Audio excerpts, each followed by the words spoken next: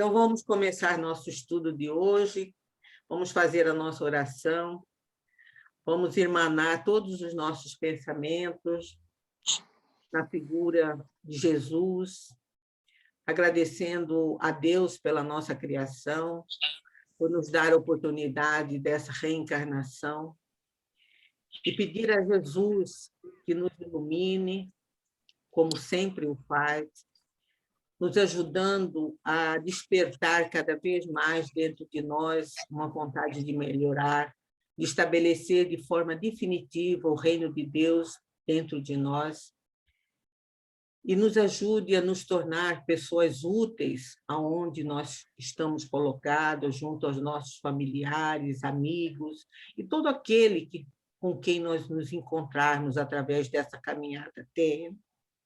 Queremos pedir também a Deus, a Jesus, o patrono, o governador do nosso planeta, que possa olhar de forma muito carinhosa para a região da Palestina, justamente por esse momento em que nós vamos estudar essa mesma região nesta obra de Emmanuel, que as luzes do alto do nosso planeta possa envolver aquela região, para que possam, de alguma maneira, trazer a paz tão necessária para a nossa vida. Porque, mesmo que hoje nós estejamos em paz, mas que em qualquer parte desta imensa morada que nós temos, que é o nosso planeta Terra, tiver um momento de guerra, de luta, dificultará, retardará um pouco a nossa conquista de vivermos num mundo melhor, que todos nós somos irmãos, do mesmo criados pelo mesmo Pai, pela mesma dose de amor.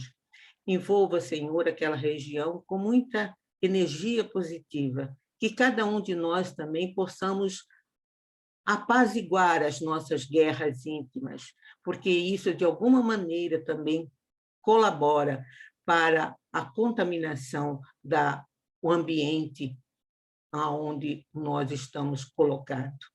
Mais uma vez, nós agradecemos essa oportunidade que nos dá de estarmos aqui reunidos e que a sua paz, Jesus, nos envolva e nos proteja agora e sempre. Graças a Deus. Bom, gente, então, hoje nós vamos iniciar o estudo do capítulo 6. Todo mundo abriu? Marli, Oi. uma coisa, eu vou te falar só que eu estou com um compromisso hoje às 3h30, então lá pelas 3 horas eu vou precisar sair, tá?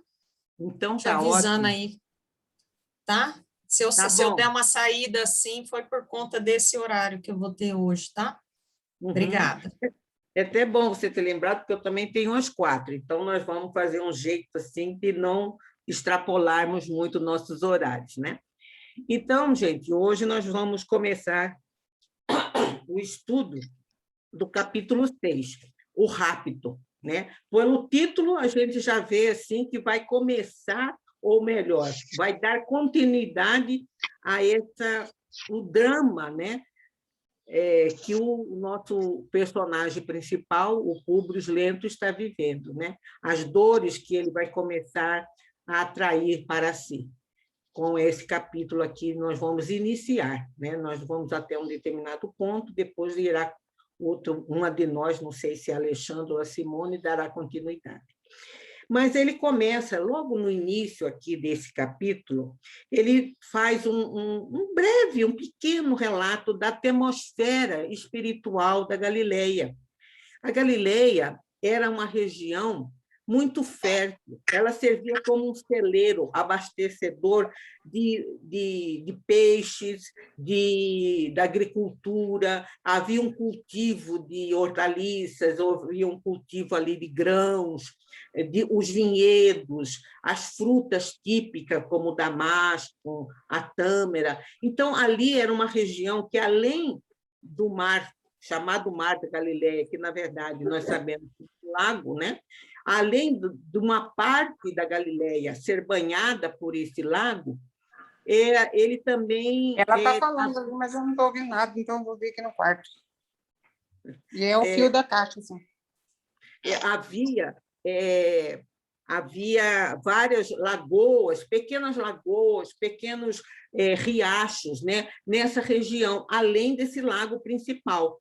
E aí as pessoas utilizavam de uma estrutura que ele vai até citar aqui, chamada noras, que era uma das formas deles extraírem, era uma espécie de roda d'água, né? E eu até joguei lá no WhatsApp uma imagem, só para a gente ter uma ideia, né? Era uma espécie de roda d'água que nas pontas, em volta dessa roda, tinha vasilhas, né, de barro, naquela ocasião era de barro, que ia extraindo, iam retirando a água daqueles riachos, daqueles poços naturais, e irrigando. Então, era uma região bastante irrigada, onde favorecia muito a agricultura. E, com isso, eles exploravam aquela terra de forma a produzir alimentos, né? Não só para aquela região, para aquelas cidades todas ali à volta, né? Mesmo fora da Galileia.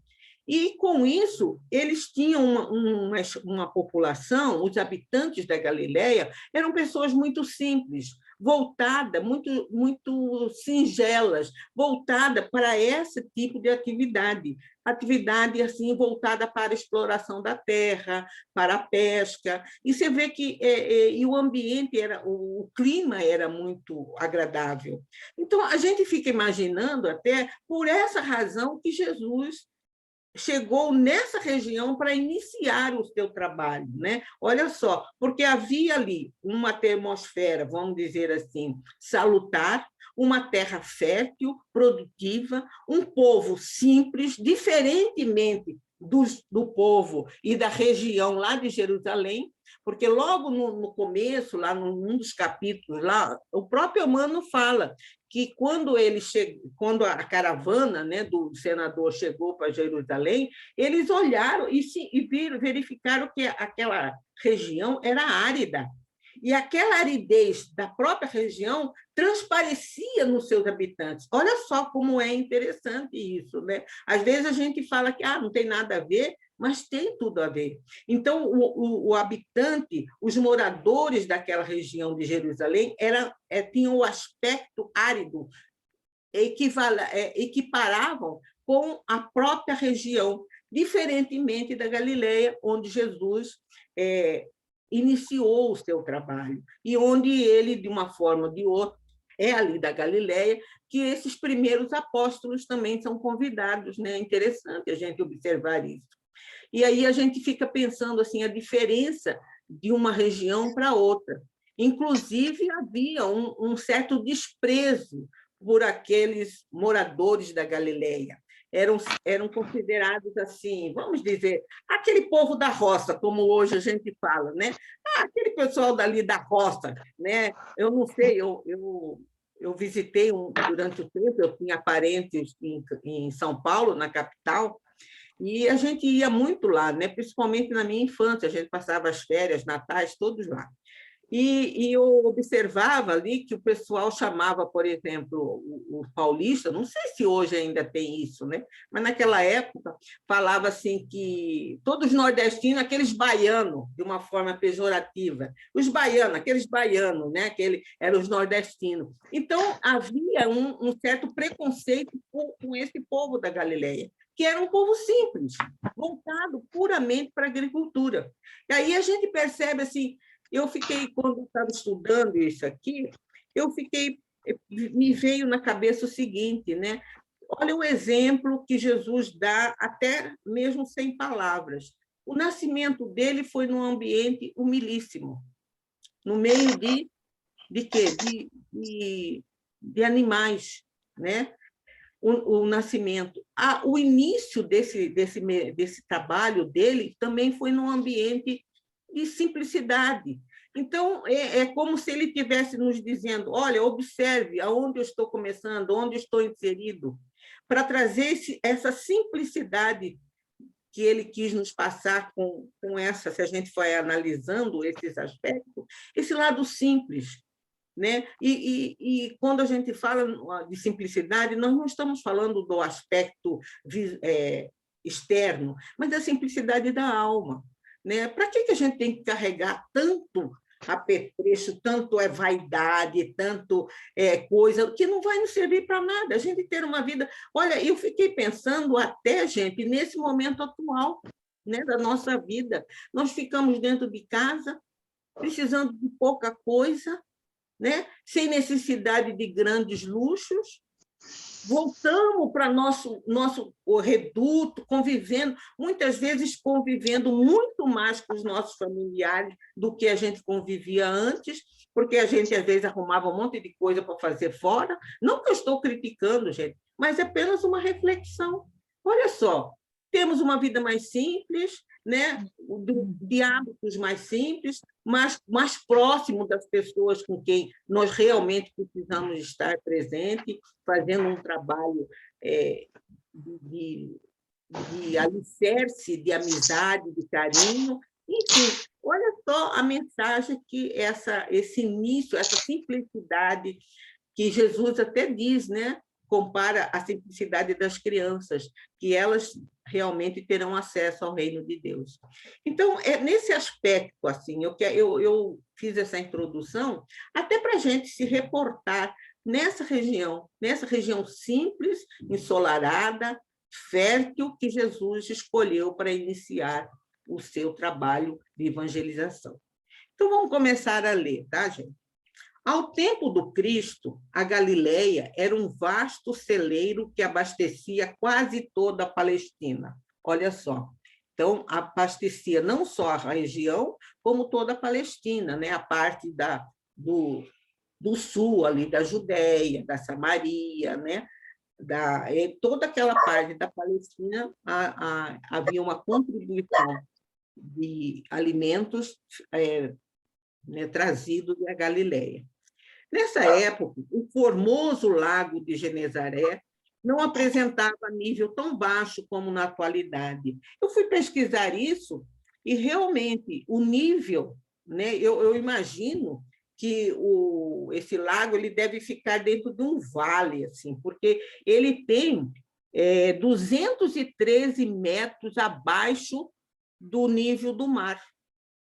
Ele é como se fosse um vão assim, e ele fica bem abaixo ao nível do mar. Mas ele está dizendo que nessa época ele não era tão baixo assim. Todo o terreno circunvizinho era de regadio, quer dizer, era de terra regada, né? Terra, me fugiu a palavra agora, de regadio em vista das fontes numerosas, dos canais e dos serviços das noras, né? Aquilo que nós comentamos, que era um tipo de mecanismo para extrair a água dos lagos, tipo uma roda d'água que ficava retirando e jogando aquela água para os terrenos em volta. Isso favorecia muito a terra irrigada, né? Ela é muito mais propícia ao plantio do que uma terra seca, né? Das noras que elevavam as águas, dando origem a uma vegetação luxuriante que enfeitava de frutos e enchia de perfumes aquelas paisagens paradisíacas.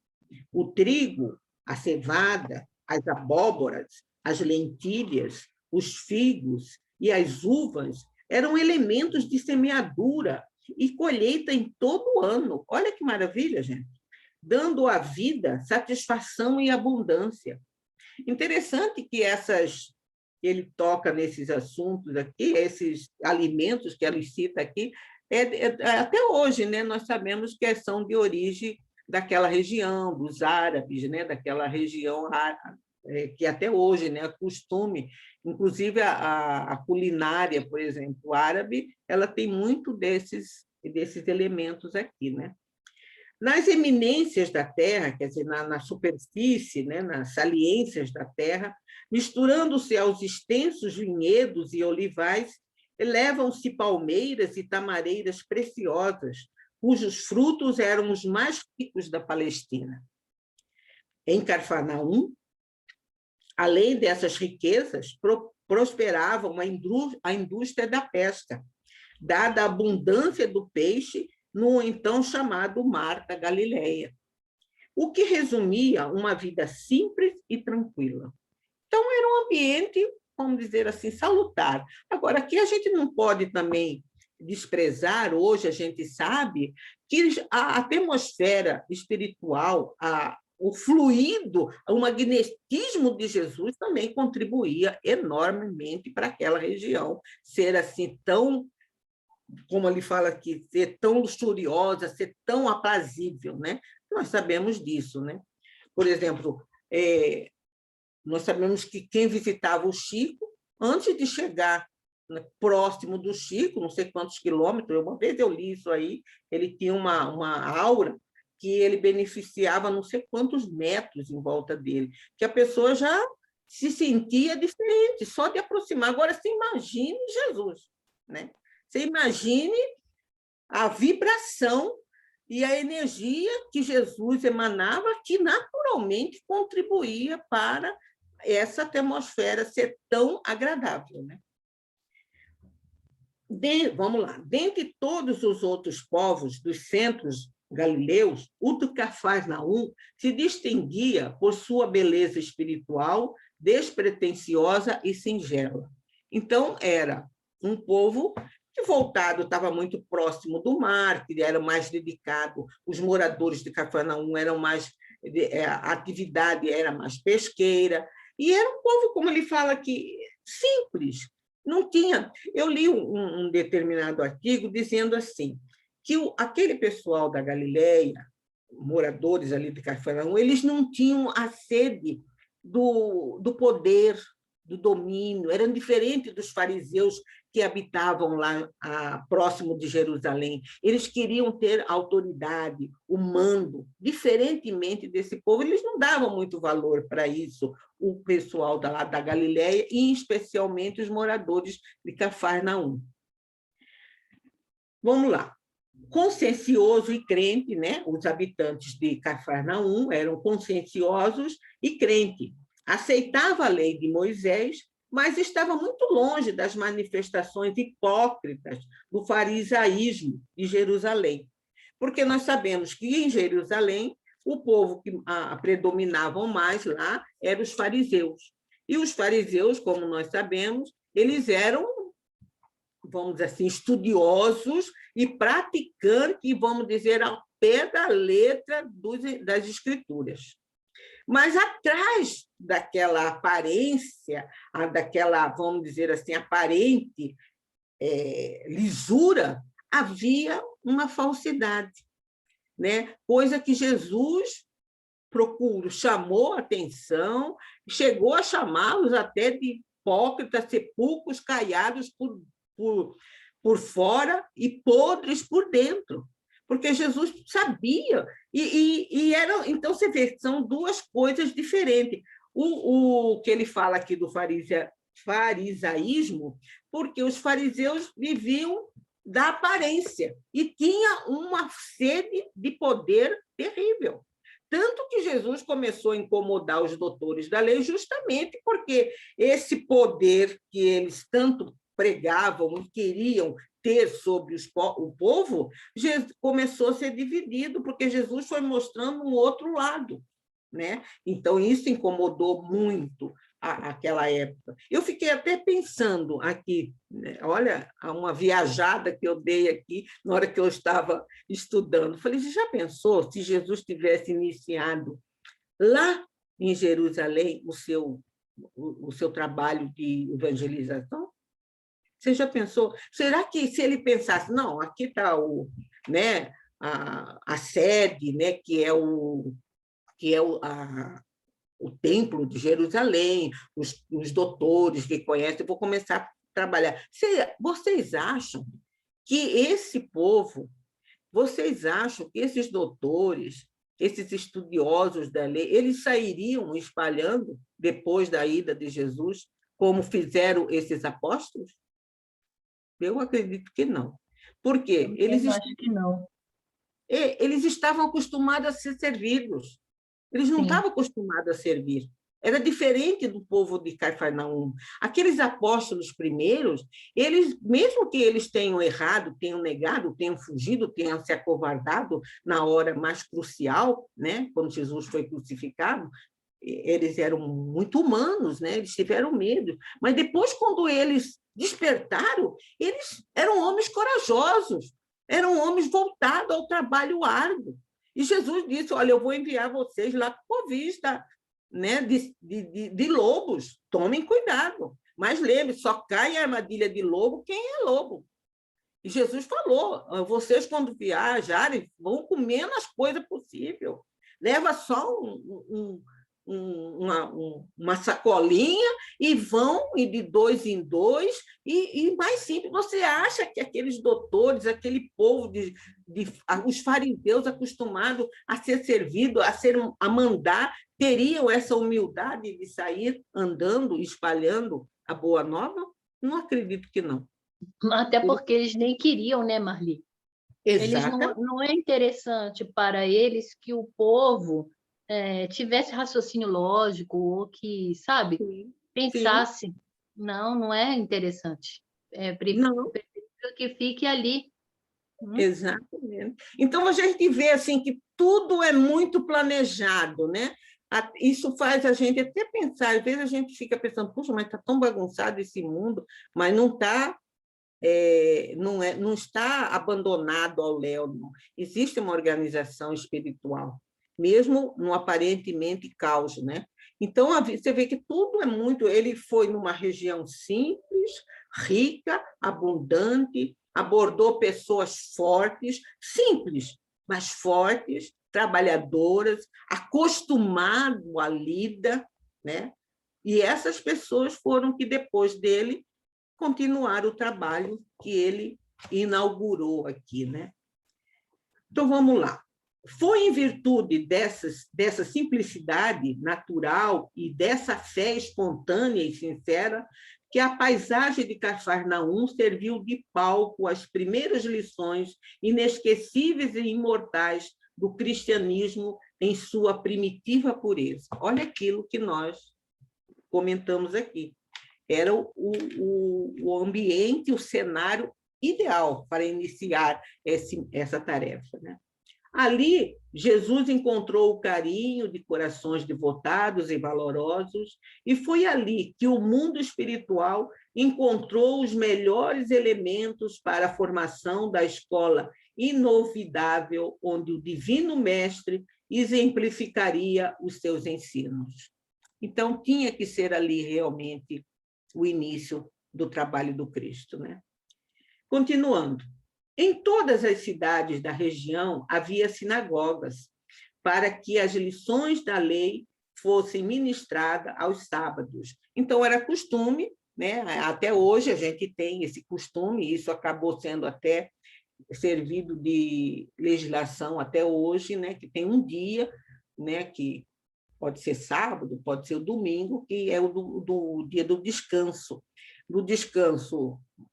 do trabalho, e nesse dia reservado para também trato com as coisas espirituais, né? Então, já naquela época também tinha isso, né? Era da própria lei mosaica, dedicar um dia ao estudo, à meditação, ao estudo das coisas da alma, coisas do espírito, né? As lições da lei fossem ministradas aos sábados, dia que todos os indivíduos deveriam dedicar exclusivamente ao descanso do corpo e às atividades do espírito. Nessas pequenas sinagogas, franqueava-se a palavra a quantos desejasse utilizá-la, mas Jesus preferia o templo suave da natureza para a difusão dos seus ensinos. Jesus talvez tenha sido o primeiro grande ecologista, né, gente? Vamos dizer assim, né, do nosso tempo, né?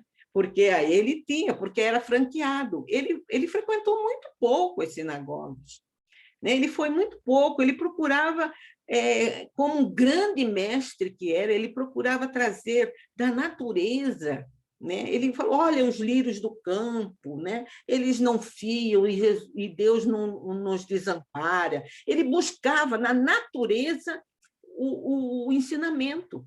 Ele não quis se prender não que ele desprezasse o templo, mas ele não quis se prender porque o templo inibia, né? Porque havia assim um cerimonial que às vezes inibe a pessoa simples. A pessoa fala: ai, mas será que eu vou falar? Será que eu vou entrar? Né? Tanto, eu lembro que eu vim de uma formação de uma religião católica e nós íamos na missa todo domingo. E podia fazer chuva, fazer sol, a gente não... eu morava em Corumbá, papai gostava muito de levar a gente para fazer piquenique domingo, mas a gente só ia depois que saía da missa. A gente ia na missa cedo e depois ia fazer os nossos passeios. E eu lembro que mamãe falava roupa de ver Deus. Nós tínhamos uma roupa própria para ir, todos nós éramos em 4 irmãos, para roupa, não vai vestir roupa. Não, essa é roupa de ver Deus, porque era roupa que era para ir na missa no domingo. Então, você vê que é uma prática assim, né? É uma coisa, um costume que, olha, da onde vem, né? De tempos a tempo, era a roupa de ver Deus. Então, eles também tinham esse costume, né? De que... E essa situação, às vezes, de ter uma roupa especial, podia inibir aquelas pessoas mais simples, e Jesus tinha esse conhecimento. Por isso que ele procurava falar na natureza, porque também abrangia todos, independente da crença. Olha a sabedoria, hein? Aí, aqui, todas as classes humildes acorriam às suas prédicas ao ar livre, cuja extraordinária beleza seduzia os corações mais empedernidos. A antiga convenção entre os senhores determinava o repouso dos servos no dia consagrado ao estudo da lei.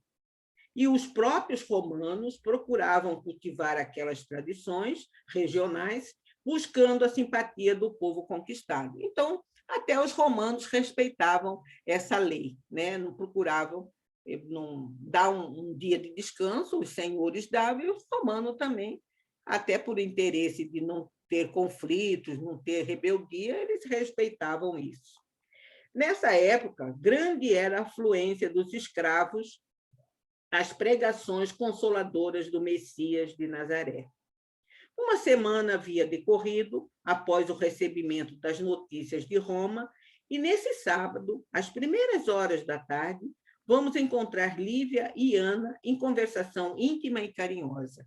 Já tinha uma semana, né, que a Flávia tinha obtido a cura, né, que eles tinham recebido notícia lá dos amigos, da Carpúrnia, do Flamínio, né? Então, estava um ambiente gostoso, vamos dizer assim, né? Estava tudo em paz, vamos dizer, na residência do senador, né?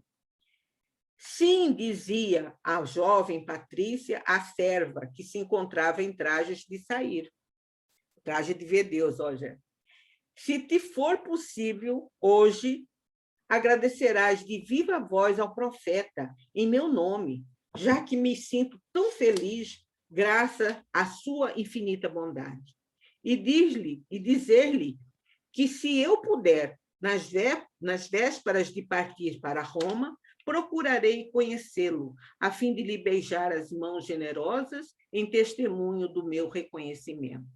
Então, ela estava feliz, né? Pediu a Lívia, a Ana, que agradecesse a Jesus pela bondade, pela cura. Quer dizer, ela continuava convicta de que Jesus realmente tinha promovido a cura da Flávia, né? E ela se comprometia: olha, se possível, eu vou lá beijar-lhe as mãos, a túnica, em agradecimento, né? Aí diz a Ana: não esquecerei vossas ordens e espero que possais ir até a casa de Simão para visitá-lo, antes de vos retirardes destes lugares. Simão, porque Jesus morava, né, na casa de Simão Pedro. Ainda hoje, prosseguiu em tom confidencial, devo encontrar na cidade o velho tio Simeão. Esse personagem está surgindo agora, nós vamos ver que ele vai ser muito importante na vida da Ana e da Lívia, né? Ele vai ter um papel muito importante aqui. É bom que a gente grave o nome dele. Que veio da Samaria, especialmente para receber a sua bênção e seus ensinos. Não sei se a senhora sabe que entre os samaritanos e os galileus há rixas muito antigas. Mas o mestre, muitas vezes, nas suas lições de amor e fraternidade, tem louvado os primeiros que ela se refere aos samaritanos, pela sua caridade leal e sincera. Numerosos milagres já foram efetuados por ele na Samaria, e meu tio é um desses beneficiados que hoje virá receber a bênção de suas mãos consoladoras. Então, aqui nós vamos fazer um pequeno comentário a respeito dessa rivalidade, dessa rixa que ela cita lá, que existia entre o samaritano e os galileus e os judeus, de modo geral. Era a tal ponto que os samaritanos não eram considerados judeus, porque os samaritanos, lá na Samaria, antes mesmo, mas depois que eles foram dominados pelos assírios, e muitos foram retirados ali daquela região da Samaria e levados para a Síria em cativeiro, eles foram trazidos, porque da onde eles foram retirados, foram colocados outros povos daquelas regiões, os chamados gentios, aqueles que acreditavam em vários deuses. Então, aquele conhecimento das leis judaicas se misturaram, tomaram corpo de outras, foram introduzidos outros costumes, outros hábitos. Quando os samaritanos foi permitido aos judeus, e os samaritanos também, e os moradores da Samaria regressassem de novo para Samaria, né, quando eles foram libertados e permitido que eles saíssem da Síria e voltassem de novo para aquela região, eles se miscigenaram, se misturaram. E isso era inadmissível para os judeus ortodoxos, aonde aceitar, eles não era permitido que um judeu casasse ou se relacionasse com outro que não fosse judeu. Então, aquilo era dito uma afronta, a ponto de, inclusive, deles serem chamados de impuros. Os samaritanos eram chamados de impuros. E tinha uma coisa também interessante, que os samaritanos eles criaram outros costumes, outros hábitos, e introduziram nas leis religiosas, o que também não era admissível. E um fator que era importante, que é enfatizar, que eles não viam, por exemplo, o Templo de Jerusalém como um templo, uma referência de adoração. Não, eles acreditavam que, inclusive, o monte, acho que é o Monte de Gerizim, ali que ficava na própria Samaria, que era o lugar onde eles deveriam ir lá, pelo menos uma vez por ano, fazer as suas adorações. Então, isso também era uma afronta a outros povos, aos judeus. Eles eram chamados de impuro, né, e eram desprezados. Mas Jesus, você vê, não é à toa que Jesus traz a parábola do bom samaritano justamente para mostrar que não são as práticas exteriores que distinguem aquilo que somos do bom ou do ruim, e sim aquilo que nós fazemos, principalmente em benefício do próximo. Porque a gente vê que naquela parábola do samaritano, né, começa com um questionamento deixa eu pegar aqui no Evangelho segundo o Espiritismo, acho que eu marquei aqui. Começa com um questionamento de um doutor da lei para testar Jesus, né? Vai lá e pergunta para ele, mestre, o que preciso fazer para possuir a vida eterna? Ele era um doutor da lei, né? E Jesus respondeu, olha a sabedoria de Jesus, hein? Esse é um costume, Jesus não respondia muita coisa direta, ele jogava, esse é a grande sabedoria dos mestres, joga a questão, devolve uma outra questão para que você exerça o raciocínio, porque aquilo que a gente aprende pelo nosso raciocínio, pela nossa elaboração mental, fica fixa muito mais do que aquilo que, às vezes, a gente escuta só superficialmente e depois esquece. Então, ele falou, o que é que está escrito na lei? Aí respondeu o doutor da lei, amarás o Senhor teu Deus de todo o coração, de toda a tua alma, com todas as tuas forças, de todo o seu espírito, e o teu próximo como a ti mesmo. E o que Jesus respondeu? Muito bem, respondeu direitinho. Então, faze isso e viverá. Aí lá, ele não, e o homem quis mostrar, puxa vida, eu vou, né? Quero. Mas quem que é meu próximo? Perguntou para Jesus. Aí Jesus narra a parábola do bom samaritano, que um homem foi assaltado numa estrada, né, caminho de Jerusalém para Jericó, e foi abandonado ferido ali. Passou quem? Passou um sacerdote, ele diz aqui, viu, o sacerdote viu, não pode nem alegar que não viu, viu e passou adiante.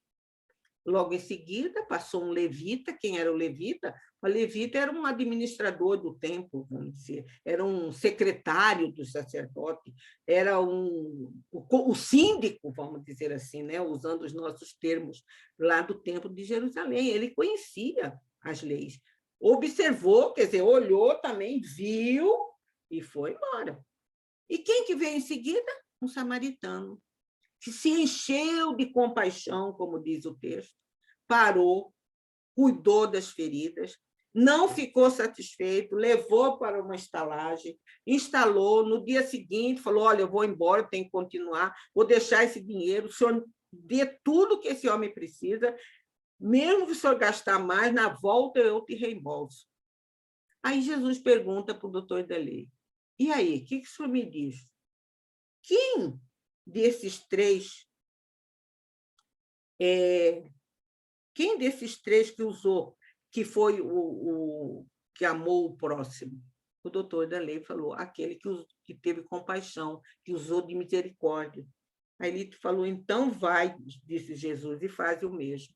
Quer dizer, ele não é à toa que ele buscou a figura do samaritano para justamente, vocês ficam brigando aí. Olha a sabedoria de Jesus, porque eu fico pensando, se fosse eu para responder, ia dar uma esculhambada nesse doutor da lei, ia falar, você não é assim que a gente faz? É assim. Jesus não, ele não condenou, ele não criticou, ele conta uma história e fala, e aí, o que você acha? A pessoa não tem como fugir. Não, foi o samaritano. O que eu vou fazer? Na verdade, é essa. Então, ele quis mostrar, você está vendo? Vocês ficam brigando entre si, mas não é a aparência, não é a quantidade de leis, de texto que você faz, que você escreve, que você explica, que vai te dar essa diferença, mas em si o que você faz pelo próximo. E nessa passagem do samaritano, nós não vamos nos demorar muito, mas tem muito mais ensinamento do que isso aí que nós podemos extrair, né? Mas, enfim, justamente eu quis trazer essa passagem para a gente ver assim, a sabedoria do mestre, né? em passar ensinamentos. Então, vamos lá. Onde que eu parei? Uma doce e comovente fé ungia a alma daquela mulher do povo, intensificando em Lívia o desejo de conhecer aquele homem extraordinário, que sabia iluminar com as suas graças os corações mais ignorantes e mais singelos. Ana, espere um pouco, disse sensibilizada, dirigindo-se aos seus aposentos. E voltando com a fisionomia radiante, satisfeita por começar ali mesmo a sua fraternização cristã, deu à empregada algumas moedas, exclamando com maior alegria, leva esse dinheiro ao seu tio Simeão, em meu nome. Ele veio de longe para ver o Messias e tem necessidade de recursos. Ana recebeu a importância, que era de alguns denários, agradeceu, radiante aquela dádiva considerada como uma verdadeira fortuna. E daí a minutos, com Semele e outras companheiras, dirigiu-se para a estrada de Cafarnaum, em demanda do lago, onde aguardaria o cair da tarde, quando a barca de Simão Bajona trouxesse o Messias para as pregações costumeiras. Então, veja bem, aquelas moedas eram uma fortuna, é interessante, porque a gente tem que lembrar o seguinte, elas eram escravas. Escravo trabalhava, não ganhava nada, não. Não tinha remuneração, não tinha nada. Comia e olha lá, né? Não tinha. Então, puxa vida, já pensou ganhar umas moedas? Aquilo, né? Meu Deus do céu. E outra coisa interessante, que elas saíam cedo, porque elas, a pousada, né? Vamos dizer assim, o lugar, a chácara onde o senador estava, era um pouquinho retirado da cidade de Cafarnaum, né? Então, por isso que elas tinham que sair cedo até de se dirigir à margem do lago.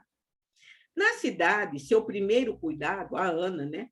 Cuidado foi correr a uma choupana pobre e antiga, onde o velho Simeão a estreitou carinhosamente nos braços, chorando de alegria. Grande júbilo alvoroçou em seguida aqueles corações desprotegidos da sorte, em face da generosa oferta de Lívia, a qual significava para eles um pequeno tesouro. Deixando as companheiras no local de costume, em virtude daquela circunstância, Ana não pôde reparar que, logo após a sua ausência, Semele se retirou apressadamente em demanda de uma casa oculta entre oliveiras numerosas, ao fim de uma viela quase completamente abandonada. Então, elas foram todas juntas, a Ana foi lá encontrar com o tio, e ela não percebeu, né, que a Semele, a outra companheira dela, que veio lá de Jerusalém com ela, se afastou e foi procurar um outro lugar, né? Algumas pancadas à porta, e uma senhora de boa aparência veio atendê-la solícita. Chegou o nosso amigo? Perguntou a empregada, fingindo despreocupação. Sim, o senhor André aqui está desde ontem à sua espera. Faça o favor de esperar um pouco. Quem é André? André de Gioras, pai de Saul, aquele jovem que foi acusado de ter atirado uma pedra na direção da comitiva do senador. E essa pedra passou bem raspada, bem superficialmente, no rosto da Lívia, e isso provocou uma ira, né, do senador, que mandou que eu açoitasse. A Lívia intercedeu por ele, e então ele suspendeu os açoites, mas, em compensação, vamos dizer, determinou que ele fosse encaminhado às galeras. E quem ia para as galeras não saía mais de lá com vida.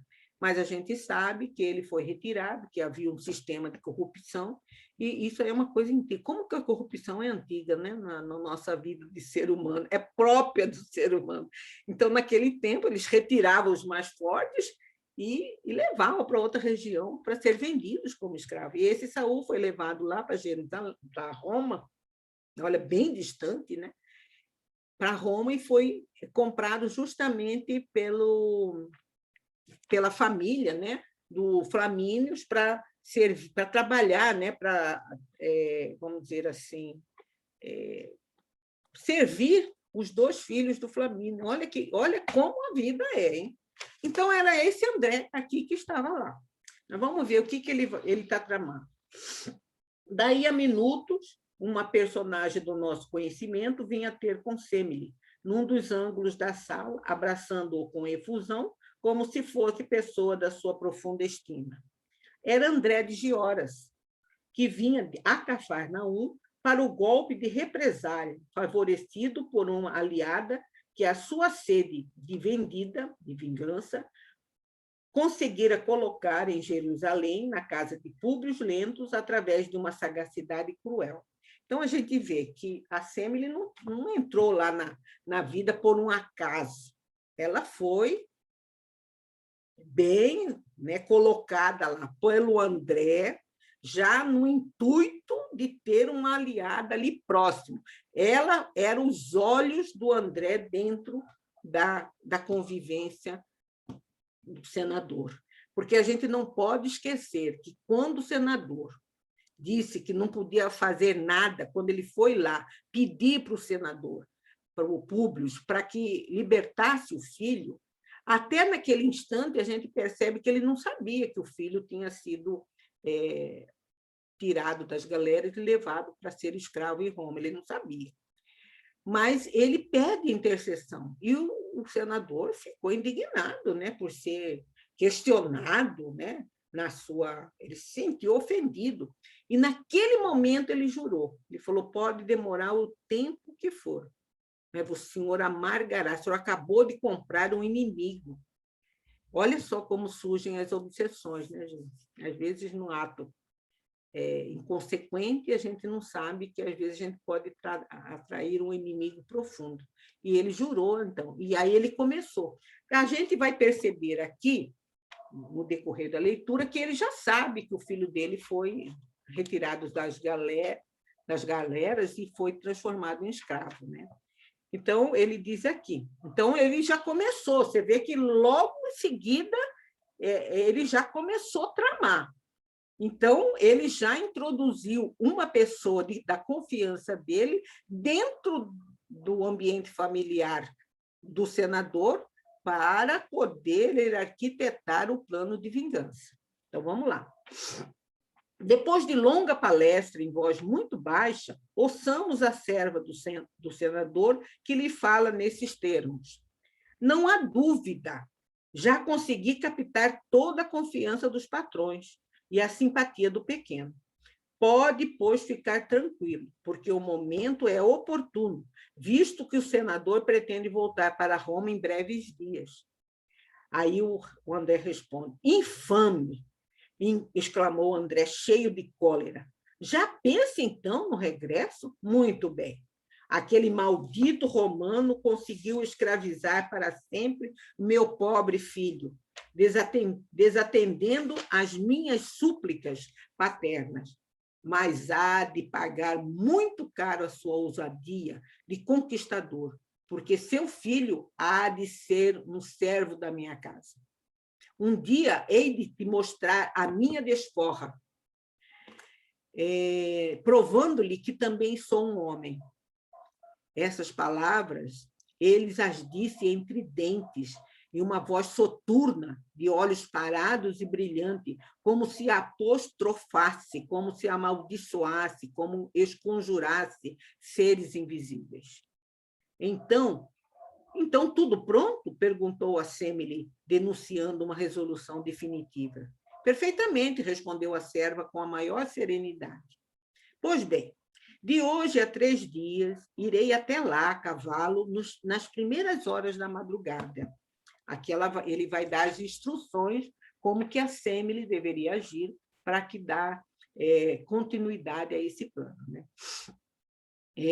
Entregando-lhe um frasco minúsculo. Espera aí, gente, com licença. Entregando-lhe um frasco minúsculo que ela ocultou cuidadosamente nas próprias vestes e continuou em voz abafada.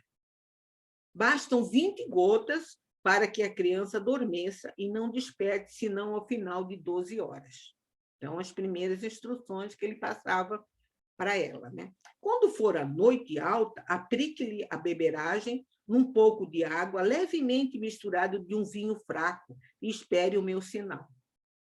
Estarei nas proximidades da casa, que desde ontem fui conhecendo, a aguardar a preciosa carga. É o filho, né? O filho do Públio. Abrigará você a criança adormecida de tal maneira que o volume não denuncie o conteúdo, visto a alguma distância.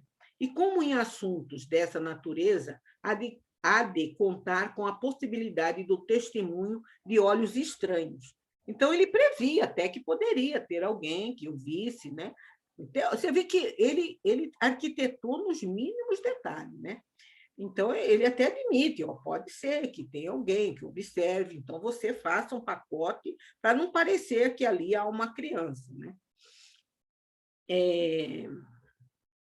Irei trajado à romana, esperando que você consiga vestir uma das túnicas da patroa, de modo a evitarmos que a culpa deste rapto venha recair sobre alguém da nossa raça, caso surja alguma testemunha inoportuna e imprevista.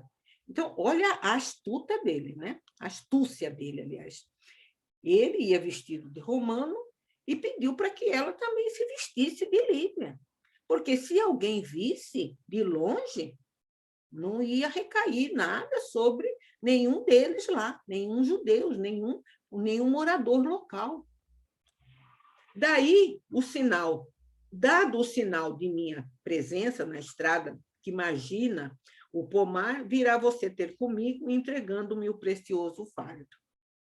E de olhos perdidos na visão antecipada da sua vingança, André de Gioras exclamou, cerrando os punhos: se os malditos romanos nos escravizam os filhos,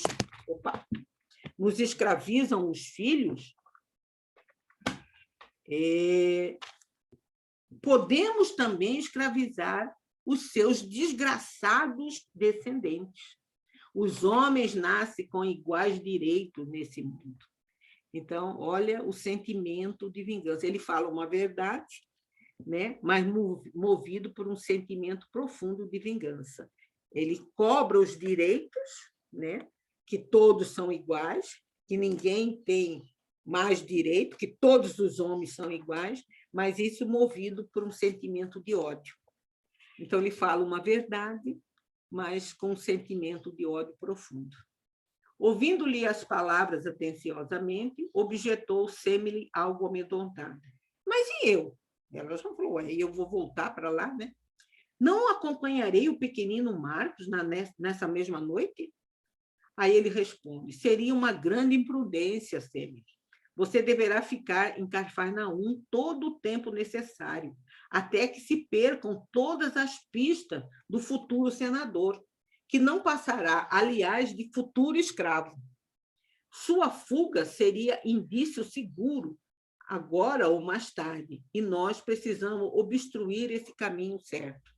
Então, veja bem, ela falou, não, você não vai, não. Ela estava amedrontada, né? Porque e daí eu vou ficar aqui e vai sobrar para mim, né? Aí ele falou, não, por isso que ele pede para ela ir vestida com roupa de Lívia, né?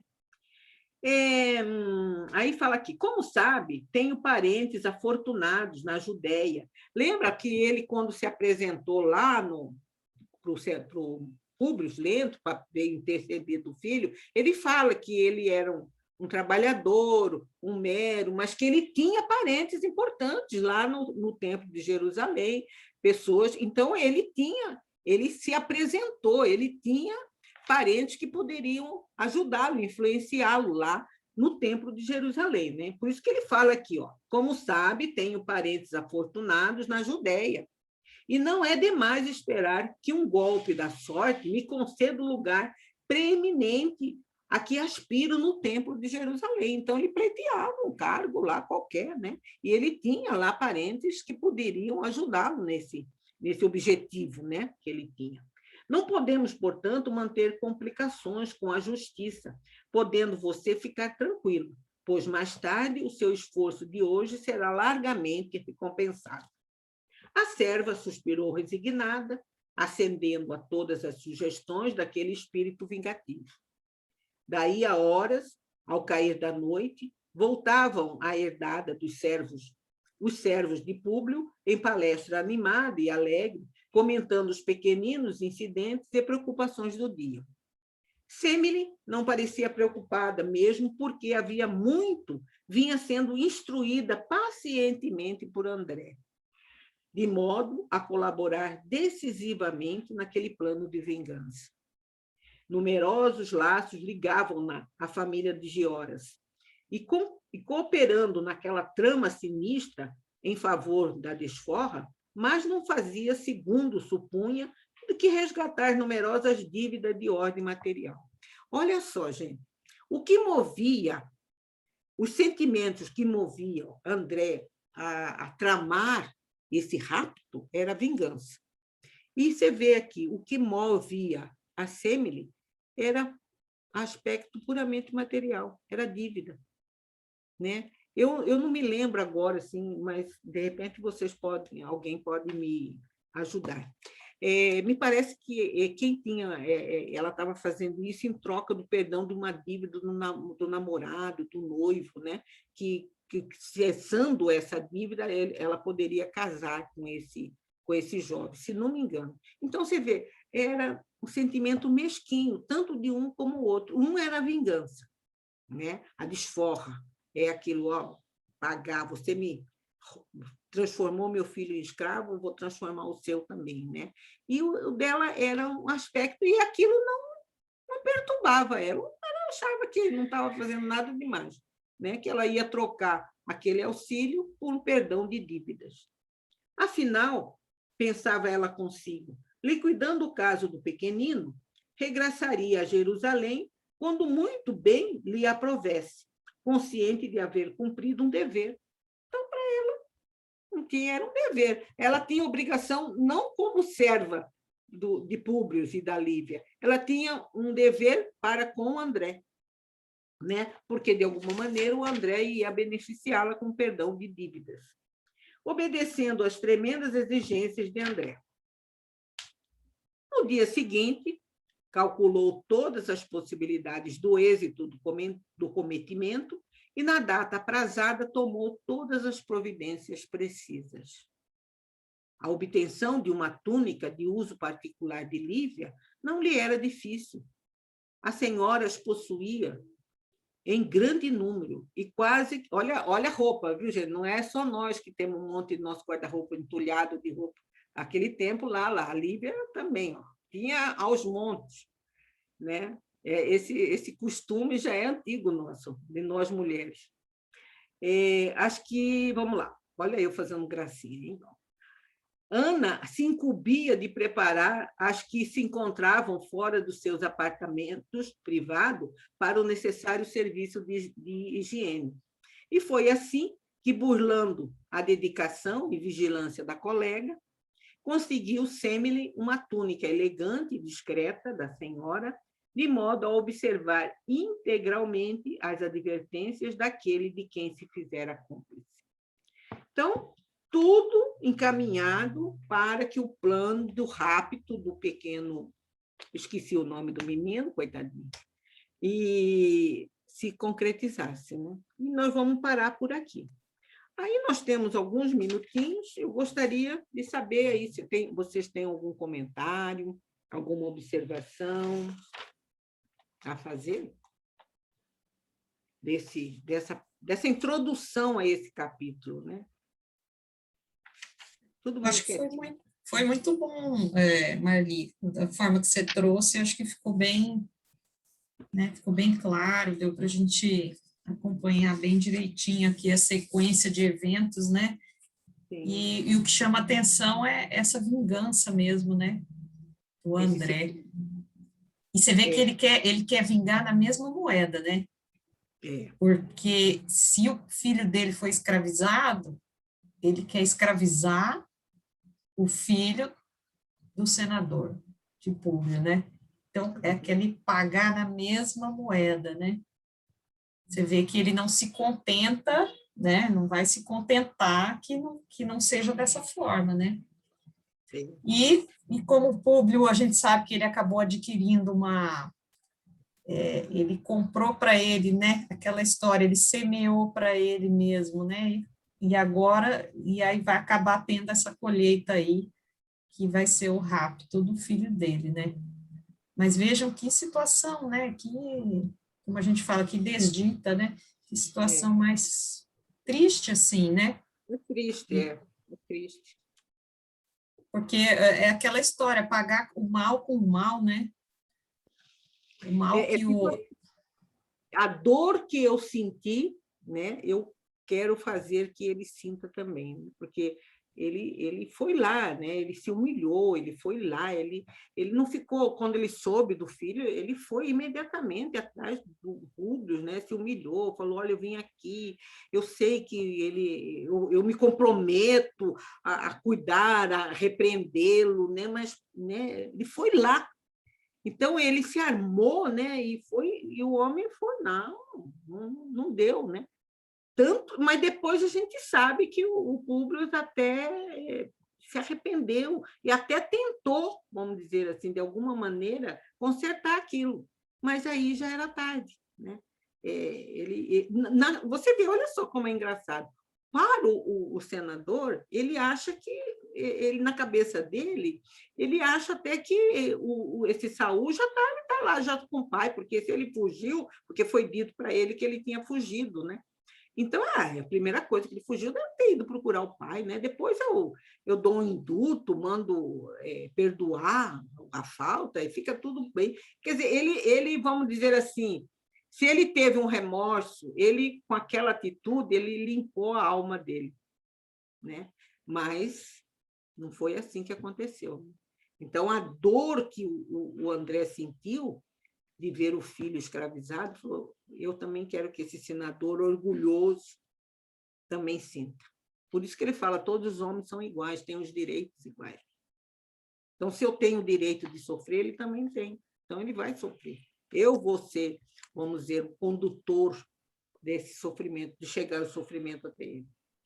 Marli, Oi. Marli, consegui entrar depois que uma dificuldade lá no computador, consegui pelo telefone. Sabe o que me lembrou agora? Aquela profecia de Jesus, né? Quando ele encontrou o senador à noite, falou, por que você não me procurou de dia? Agora, então, para que você aprendesse de uma vez por todas a lição de humildade. Aí, agora você vai passar, aí eu não sei bem quais são as palavras de cor que Jesus falou, mas deu uma advertência de que ele iria passar grandes sofrimentos, né? Aí eu fico pensando assim, esse mal aconteceu, mas tudo previsto dentro, não foi permitido, né? Que o mal acontecesse, por exemplo, que o André Gioras fosse inspirado até por espíritos inferiores para fazer esse rapto, porque sozinho ninguém faz nada, nem mal nem bem, sempre há uma inspiração por trás, né? E ele foi inspirado pelo mal e isso foi permitido para que no futuro o senador venha amolecer a fímbria do orgulho dele, né? Para ele, tudo isso vai fazer com que ele vá repensando a questão da humildade, de todo esse sofrimento. Então, assim, eu fico pensando na gente, no dia a dia nosso, né? Um deslize nosso, uma falta de temperança, uma discussão no meio da rua, um desequilíbrio nosso com alguém pode ocasionar no futuro algo que a gente nem está refletindo que possa acontecer, né? É uma coisa assim que é para a gente refletir, eu acho. Sim, e tem um aspecto aí também de todas as experiências anteriores. Por exemplo, a gente sabe que esse senador, ele tinha sido numa outra, o avô lá, o Súria, né, que foi cruel, né? Ele era profundamente, ele foi educado dentro daquele orgulho romano, do patriciado romano, enfim. Isso também, por isso que, às vezes, isso que você falou, Deise, é uma coisa assim que eu penso muito nisso. E, às vezes, você fala, eu posso cometer um deslize, um erro, um agravo contra alguém, intencionalmente ou sem querer, vamos dizer assim, né? Sem essa intenção. Por isso que a gente deve, vamos dizer assim, trabalhar de sermos pessoas melhores, aonde a gente estiver. Porque, muitas vezes, aqueles nossos atos, mesmo bons que nós praticamos, o sentimento que nós alimentamos em relação ao outro, ao ambiente, às pessoas, pequenos gestos que, às vezes, podem parecer insignificantes, eles vão ser a nossa defesa quando a gente comete, será o nosso contraponto quando nós deslizamos em algum momento. Então, é como se dissesse assim, puxa vida, você fez isso aqui errado, mas você já fez tanta coisa aqui, isso bom, que nós vamos te dar uma mãozinha aqui, né? Se você vai sentir com menor intensidade esse deslize. Não era o caso dele. Ele era profundamente orgulhoso, né? Exatamente, mas você vê que ele teve contato com Jesus, ele se ajoelhou, ele chorou. Na hora que ele voltou, assim, em vez dele, puxa vida, não.